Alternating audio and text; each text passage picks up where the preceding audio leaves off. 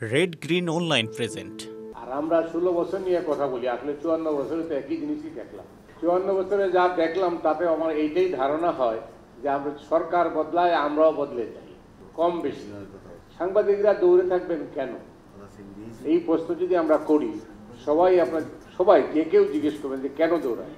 তার কারণটা হচ্ছে রাজনীতি। এই অসুস্থ রাজনীতি আমাদেরকেও গ্রাস করেছে। রাজনীতি মুক্ত না হলে সাংবাদিকতা মুক্ত হবে না, হইতে পারে নাই। পৃথিবীর কোন দেশেই হয় না।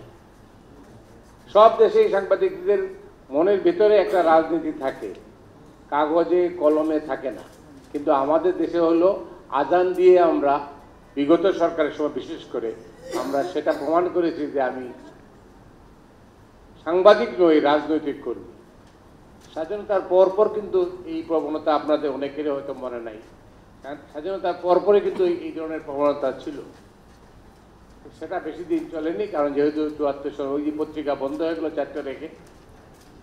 অনেকে বলছেন যে সাংবাদিকরা ওই সময় 4টা সংবাদপত্র বন্ধ করে সব কিছুই, মানে 4টা সংবাদপত্র রেখে আর সব পত্রিকা বন্ধ হয়ে গেল।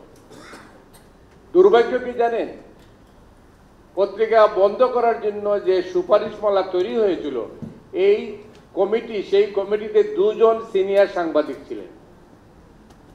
ইতিহাস তো আমাদেরকে হয় কি, আমরা সব খালি মানে বর্তমান নিয়ে কথা বলি, অতীত আমাদেরকে এইটাই। আমরা তো তখনও রাজনীতি করেছি, এটা তো দরকার ছিল না।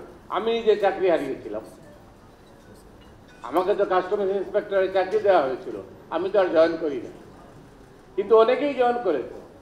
তো এই পরিস্থিতি আমরা যখন দেখছি, তাতে নতুন করে আবার আমরা যেটা সাংবাদিকতা নিয়ে কথা বলছি, যখন এখন বলেন যে এখন তো আপনার মুক্ত। হ্যাঁ, আমি মুক্ত। কখন?